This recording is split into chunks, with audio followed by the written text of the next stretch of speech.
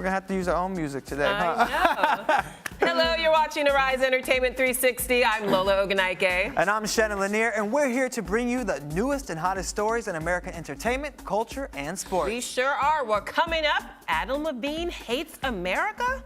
We'll tell you why. All right, and yet another R&B star is in trouble with Uncle Sam. We'll tell you who. Goodness.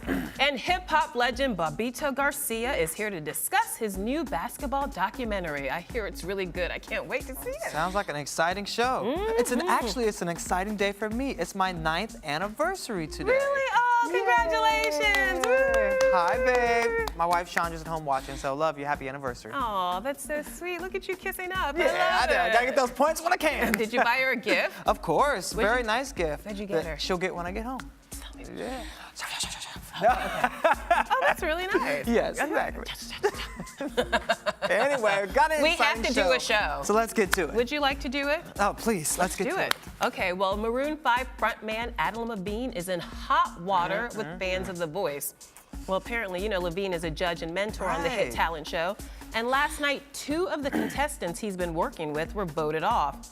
And the singer was so upset that under his breath, he muttered, quote, "I hate this country." Whoa. He didn't realize his microphone was on, and he also didn't realize the camera was on him. Let's take a listen. Got to see this. I hate this country.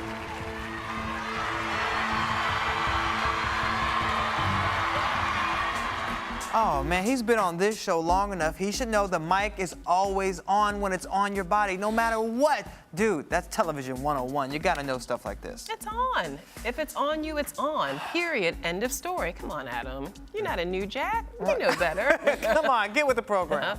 Well, Shannon, Adam Levine wasn't the only one mouthing off yesterday. That's right. Drop-kicking R&B star Miguel went on a Twitter tirade about black people, and it got pretty heated. In one tweet, Miguel wrote, quote, "I'm proud of my heritage, but honestly, black people are the most judgmental people in the world. Bleep is sad, man." Whoa. And the singer added, quote, "We've been conditioned, pre-programmed to hate ourselves." Well, you know, he didn't stop there. He also tweeted, "That's why I appreciate those who choose to think and act for themselves, regardless of their ethnicity or culture." Miguel, by the way, is half black and half Mexican. And despite the Twitter backlash or blacklash, Blacklash. You like that?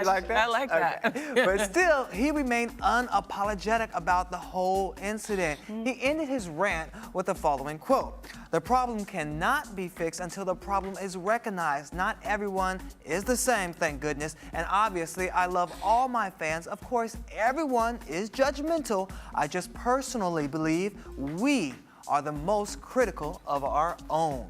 Wow. He really took it to us, Do you think he's right? Do you think that black people are more critical than any other group of people? I think a lot of people are critical. Maybe he's just hearing the critics from that group of people because that's who he's listening to, and other people aren't saying it. But I think his statement about people should not be critical is right. But I don't know if we're necessarily the most critical. We're also the most accepting people. You know, in our community, we always talk about crabs in a barrel. Oh, yeah. But I don't know. I mean, I think everybody's really critical now, and I think it's because of social media. Anyone can be a critic if you're hiding behind your computer screen, but can you say it to somebody's face? Right. And he's in the limelight. You have to understand, if you're going to put yourself out there, you're gonna receive some type of criticism. So just take it in strides, take the good, leave the bad, and move on, man. Move on, man. Okay, well, let's move on. Mary J. Blige's husband / manager, Kendu Isaacs, he's lashing out on Twitter too. And he's being criticized. People are blaming him for Mary J's current financial woes. Now, as you know, the singer owes Uncle Sam $3.4 million in back taxes. And one of the singer's supporters tweeted Kendu and wrote, quote, "Go home and raise your kids. Mary needs a professional team." Wow. And then Kendu responded with a verbal smackdown, writing, quote, "At I New Yorker, you are an a-hole. You know," this is crazy, "you do nothing but sit online and watch others' lives and think you know what you're talking about." Ouch. He delivered that one, right? A-hole, man. You know, it gets to this situation where everybody feels that they can just say what they want on these social media sites and just lash out at everybody. And a lot of people are getting desensitized to all the stuff that's been going around. But do you think he should have responded, or do you just ignore the haters? I think that ignoring them would have been a little bit worse, because then it's like, you're not even worth my time. Yeah, I think you should ignore the haters. I agree. But Ken Dude was like, I'm not having Right. I'm going to let you know how You're I feel. an a-hole. So there. Well, speaking of taxes, singer Faith Evans has to pay up too. Does nobody have an accountant? Nobody. I know. Nobody. Not at all. No, okay. They just don't care. Well, she was hit with a tax lien early this year by the state of California, which claims she has unpaid bills dating back to 2011. This time around, she only owes approximately $30,000, which is a great thing. Right. Because a few years ago, she had to pay the IRS $360,000. Wow. So at least she's getting a little better with her money, Shannon. A little. Still got issues. You know what?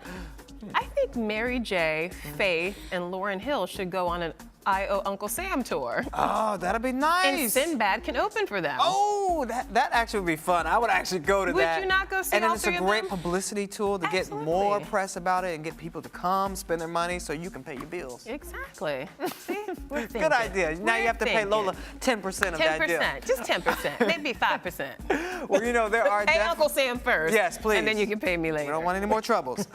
Well, Lola, you know there are definitely two men who don't have to worry about money issues. That's soccer great David Beckham and celebrity chef Gordon Ramsay. Yeah. Yeah, well, it definitely looks like the two of them are about to make even more cash after collaborating on a cafe that's set to open in London this fall. The BFFs are teaming up again to launch the Sport Bar in Las Vegas. And hotelier and business tycoon Steve Wynn, who owns the Wynn Las Vegas, he's aggressively wooing the pair.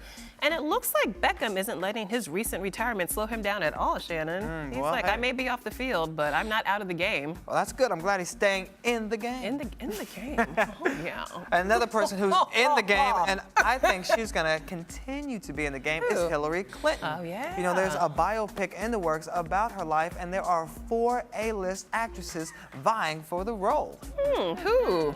Well, Scarlett Johansson, of course, Reese Witherspoon, we've heard of her, Amanda Seyfried, and Jessica Chastain is also reportedly frontrunners for the play, they want to play the former Secretary of State, which, you know, could be a good option. I was going to say that they're all a little young, but apparently the film will focus on the former First Lady's early years, including her life as a Washington lawyer.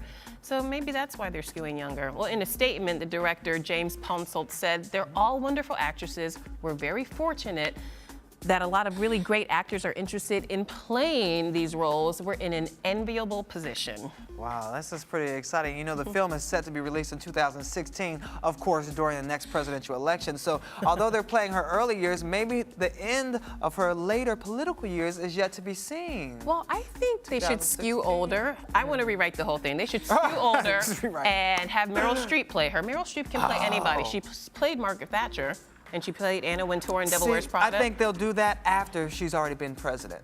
And see, then they can come back and have her play her as the president, because you'll need a big, more powerful person to play that. I think Scarlett Johansson's a little too sexy for the part.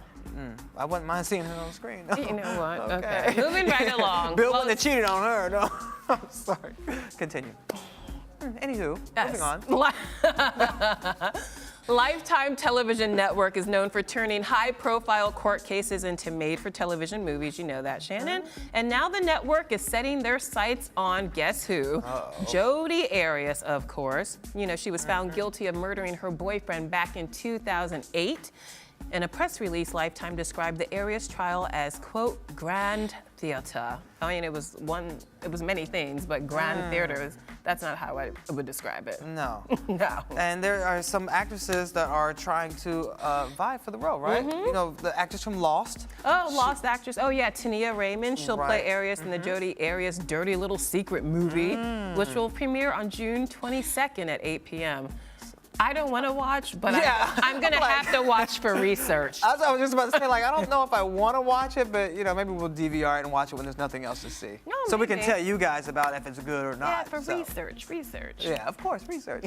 Well, in the latest issue of Parade magazine, Inside the Actors host James Lipton opened up about his colorful life in France during the 1950s. And Lipton said he was introduced, to get this, to being a prostitute. No, he wasn't a prostitute. Okay, sorry. He was introduced to the prostitute scene. He was in the prostitution scene. Okay, I'm making sure you're paying attention. I'm paying attention. Okay, he was introduced to the prostitute scene after running out of money and was able to make a living from running a bordello.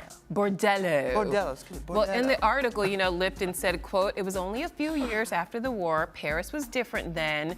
You know, people were poor, men couldn't get jobs, and in the male chauvinist Paris of that time, the women couldn't get work at all, and it was perfectly respectable for them to go into prostitution." Okay. So I'm still unclear. Did he actually try it once or twice, or he's just No, saying? okay, so here's the thing. Okay, He's trying to be clear. Okay, let me break it down Okay, for you, thank you. because I've actually interviewed James Lipton. Okay. I interviewed him a few years ago when I was at CNN, and he told me that he was a sort of an informal pimp. So he wouldn't actually get the girls jobs, he would just introduce them to men who were looking for company. Yeah, he was a pimp. And then Okay. he would get a cut of the profits. Yeah, okay. He's a pimp. It was Okay. it was a different time then. Yes.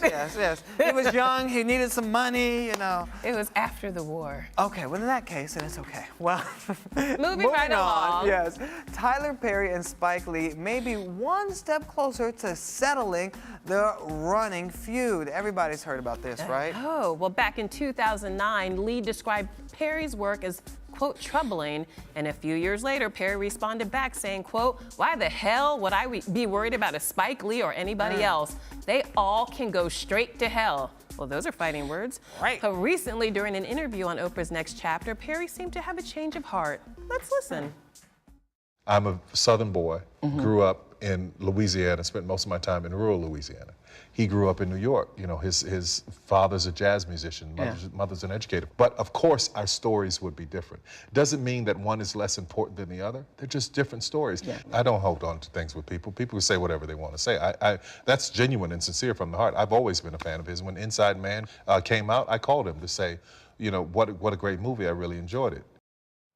Well, that's good. That was Hopefully very they'll be able gracious to of mend him. that. That was very gracious of him. Yeah, I'm glad he said that. And, you know, I'm sure he got good ratings because he did. Everybody's going to be tweeting about that. But, you know, Perry also has 2 new shows featured on the OWN network, The Haves and the Have-Nots, and the drama which debuted yesterday, Love Thy Neighbor, a comedy which premieres tonight at 9 o'clock. Will you watch that? I watched Have and the Have-Nots last night. Okay. I really like Tika Sumpter. Oh, okay. Yeah, she she's knows, great in that. Yeah, she's beautiful and she knows how to throw shade. She's like, Uh-oh. "Rear." Really? Yeah, I think I'll tune back in. Okay, so what about tonight? Will you be watching that one? Which one? The one, there's another one that he has 2 out. So that one came on yesterday, Right. and the other one that comes on tonight is Love Thy Neighbor. Oh, yeah, So- no, I'm going out tonight. Oh, okay. Well, then she'll have that to tell you about tomorrow, so don't worry. I'm going to a party tonight. I'll tell you all about it tomorrow. Okay. Well, Nike and Lance Armstrong are parting ways. You know, over the past 9 years, Nike has helped raise more than $100 million for his Livestrong organization, which supports people affected by cancer. And wow, and Livestrong officials said, quote, "This news will prompt some to jump to negative conclusions about the foundation's futures. We expected and planned for changes like this and are therefore in a good position to adjust swiftly and move forward with our patient-focused work." That's good. You So- saw that coming. Yeah, I mean, they did hold on to him for a long time through all his drama and all the Yeah. trials, and now they're finally just saying it's time. Yeah, they had. So- I mean, they had to. Yeah. They had to. Well, at least they've planned for it, and now they can move on, and they can still continue the work that they're doing. Nice clean break. Yeah. Okay, so Outkast rapper Andre 3000's mother, sad story, was found dead in her home early this morning. What? Sharon Benjamin Hodo, yeah, she was in her early 60s, and the cause of death is yet to be released. Well, a number of people from the hip-hop community are reaching out to the family via Twitter. Jermaine Dupri wrote, "My condolences go out to Dre and the entire Benjamin Hodo family. As more information becomes available, we will keep you posted." Ah, sad story for them. It's really sad. Well, we'll make sure we stay on it to any developing. Yeah, I know. All right. Well, Shannon, I'm so excited about this next story. Uh-oh, is it about shoes? No, it's not about okay. shoes. Okay. It's about TV. Okay, My good. other passion. Yes. Well, it's been officially announced that Mariska Hargitay will be back as Detective Olivia Benson in the upcoming season of Law & Order SVU. Yay!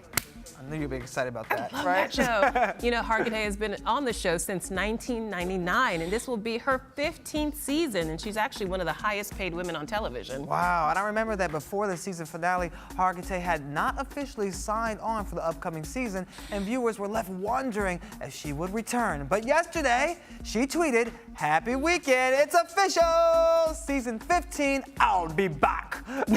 Well, congratulations to her. I know we'll all be excited to see her in season 15. Season Wow. 15. Well, you know, the last episode ended with a cliffhanger. Right. She walked into her apartment and there was a gun pointed at her head. What to do? But she's back. At least she's alive. Yeah, so, you know, because you never know what could happen. So I'm glad she's going to be back, and I'm glad we're going to be able to see her for yet another season. Me too. Me So- too. All right, well, congratulations to her. Will you guys be excited to see her? I want to know what you think. Will you be waiting till season 15 begins? Tweet us at ARIAS TV 360 to let us know. Yay! Mariska Hargitay.